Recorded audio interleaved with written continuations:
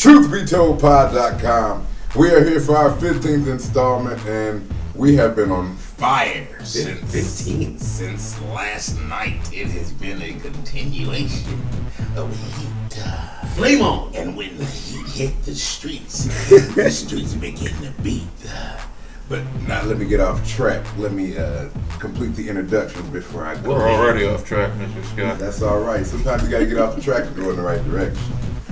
To my right, the man of many languages. I don't know how many languages this man speaks. Honestly, I just know I only understand 1.5. Mr. Luis Fernandez, ladies and gentlemen.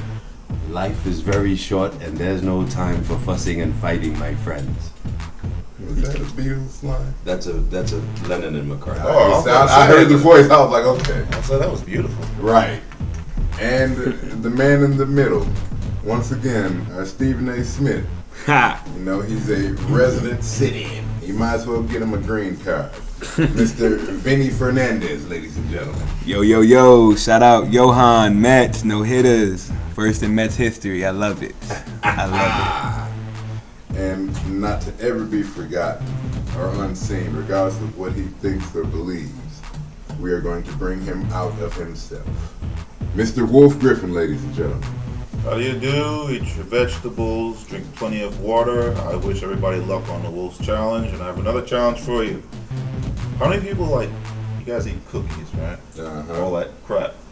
I'm singling you out because you introduced me to the quadruple stuff. The quadruple stuff. I have never seen that in my life. Oh yeah. That was Oreo quadruple. If you like Oreos, I guarantee you'll probably like that one. But anybody who eats cookies, take a look on the back of the box one day and find out exactly how much one serving size is. Yeah. You might be very interested in that. You would definitely gain some weight off of a pack of cookies. Definitely. One pack. Most cookies. I mean, you buy the cookies to eat them. That's the point of having a lot of sex. Burn off the calories. The Wolf Challenge. There you go. That's the Scott Challenge. I've been having a few coworkers like, Scott, you've been losing weight. You damn right. I got 2 kids. I got a loving girlfriend. I got bills. And I'm accepting the minimum as far as my pay. He throws a heck of a party, ladies. So with all these things, gotta make that next barbecue. But you know what though, I'm used to that. You know, when we were pregnant and having kids, I hated sitting down and not being able to be me and go out and throw barbecues and stay up late and wake up early. This is a part of my genetics. You know, people are like, when do you sleep? I'm like, if I get too much sleep, I'm irregular. I'm not a person that can sleep a lot. I have to have a balance of staying up. I hope it doesn't catch up to you though, man. Yeah, I don't think it will. It catches up to us all. I'm built for it tough. You know, like Wolf says, he's indestructible. I don't say that. I tell people I'm built for it tough. Built for it tough. Yeah, I've always liked that slogan, even though their cars are shit. Well, I mean, the Ford cars have gotten better. They've gotten better, but they're still. They went from shit to piss. So. From shit to piss. It's a step up, though, if you think about it. Yeah. Number 2 to number 1. Right. Maybe we can get it to a straight water stream. You never know. But no, I've been doing this for a while. And like I said, honestly, it's a certain comfort zone because I know I'm being productive. If I'm not staying up for just no reason. It's working on shows or ideas or trying to do this for my family or do that. It's always productivity. And my mom hates it because my little brother's just like me in that regard. You know, when we see each other, we both got bloodshot eyes. Neither one of us has been smoking and drinking. It's just like, hey, bro, how you holding up? Oh, man, you know I'm fine. Neither one of us will elude that we're tired. It's like, oh, no, I'm good. And she hates that because, like I said, in that regard, we're just alike. Right. He works just as hard, if not harder than me. And shout out to my little brother. He just got back off a tour from Houston, Texas with Jesse's Girls. They had a very good show, I heard. Today's my son's birthday. Shout out to him. I remember the day he was born. That's my starting point at our popular retailer. They wouldn't let me off of work. And by the time I left work to get to him, he was laying in the little baby bed. I got there maybe 30 minutes after he was delivered. So with him, I missed that process, unfortunately. But Dad had to work. Dad had to get some money on the table. And that was quite a story in itself. Just getting back to work literally the day my son was born. So, that, you know, it's a lot that goes behind that, but shout out to him. Daddy's proud of you. You're growing up great, and I can't wait to put the rest of the story together. But, you know, to get back on task, our first topic, we're digging right in, ladies. We're coming back at you. You guys are such an intricate part of a man's life. And the slogan is so true: can't live with them, but you can't live without them. It's really a catch-22, because as much as you love women, you hate them. And that's a true statement, you know, because women are great. You guys are wonderful. We would not be here without you guys. We all slid out of somebody's knees, so we have to be thankful for that. We have to appreciate that. But there is a lot of compromise involved in being with a woman. And I'm sure on their end too, but woo, we're not emotional. Guys aren't emotional. I don't care what no woman says. They get mad when I say stuff like that, but I would rather deal with attitudes and rough and toughness any day versus dealing with emotional, because emotional you can't predict. You don't know what direction it's coming from, and sometimes you can be having a perfect day and everything will just turn the corner. Man, I went to a live event last night. It was great, man. Shout out to Local Luna Sunday nights. I've never been to a Sunday night event that popular, and it's free. It's a restaurant, bar, club, all in one, and it's great. That was my first time going yesterday. It's in the middle of Buckhead, right off of Piedmont, tucked away, like in a nice neighborhood, like off of Monroe and Piedmont. And then you see all these nice, rich, $1 million homes, and then there's just a street full of bars and clubs. Right. And then it's so packed. It was like, I had never seen that. Right. And you get in there, man, there's so many women. It's beautiful. I love going out and see ladies just dressed to impress. And it's live music from, I believe, 6 to 9. And a few of my buddies I was in the band with previously, they were performing. Shout out to Josh Diaz and the 630 band. They did their thing. They put on an awesome show. And then after that, the DJ shows up. And it's just a party. The biggest, I wasn't expecting it. Like I said, you know, when they told me, come check us out, I'm like, all right. It's gonna be a little club, you know, they put it on a good show, but typically they don't do huge venues. So I'm like, all right. I was wrong. They have evolved. That's great. They have evolved, and it was very nice. But I'm getting off kilter.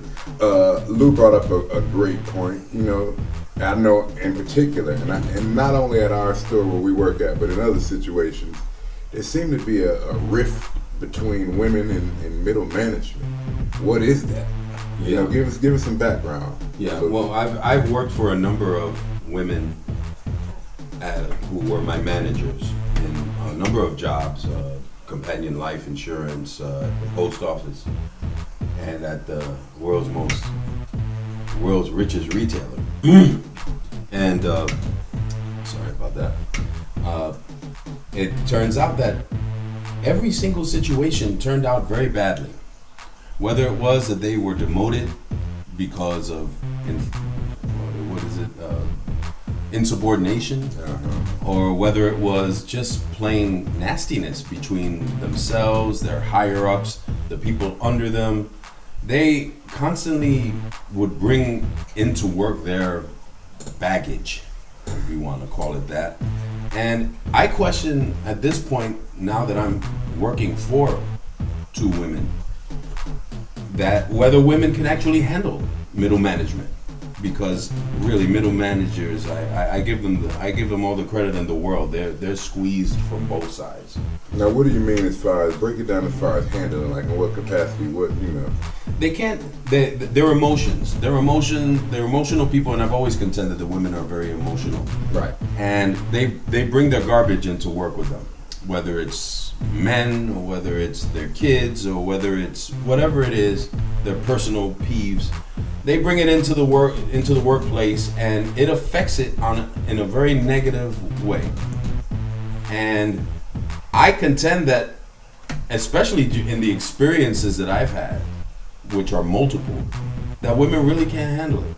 And I don't think it's a bad thing. I think it's something that you have to be a special type of person to be able to handle it. And so far, I haven't run into that woman yet. So what you're really saying, I want to make sure that the audience understands correctly, is that they don't know how to separate. Absolutely.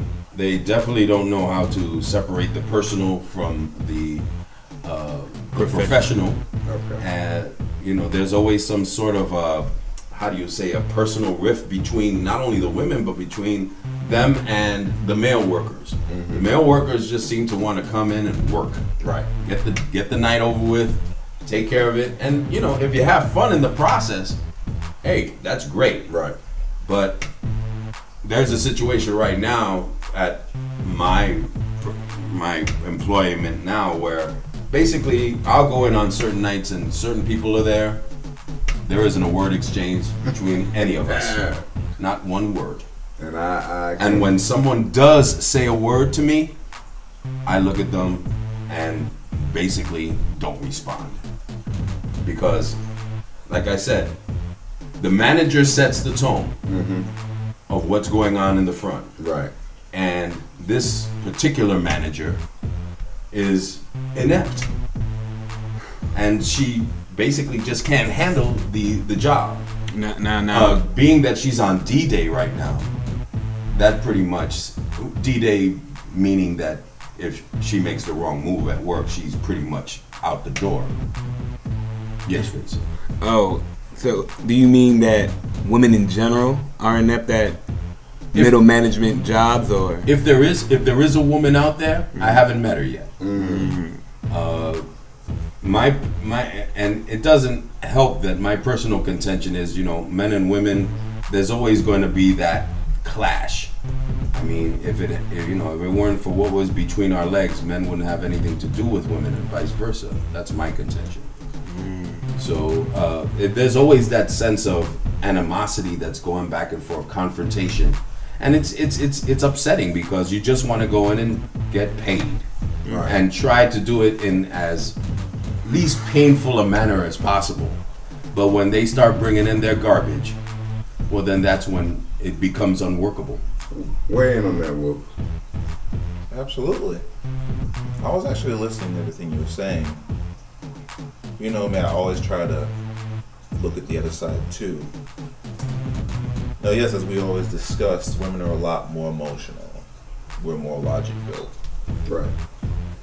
Women, especially with nowadays of the, although you can't see me making the signs of the independent woman. They put up the asterisks. Yes. The day of the independent women will come into these positions. One, they would have a chip on their shoulder because they have a position of power now. They have a position of power over men. Right. They will come down harder on us, period. And then on the other side, you have some men who say, I don't have to listen to a woman. Right. So you can imagine what'll happen at that point.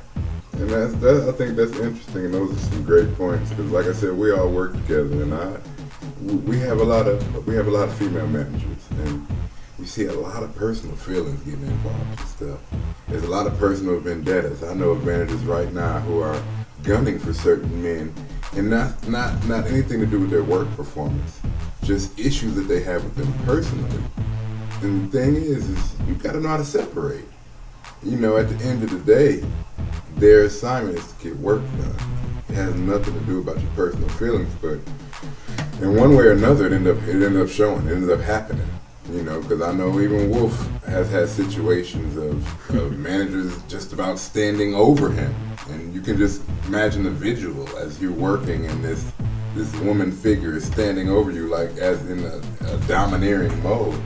That would send anybody in an uncomfortable. Yes, sir.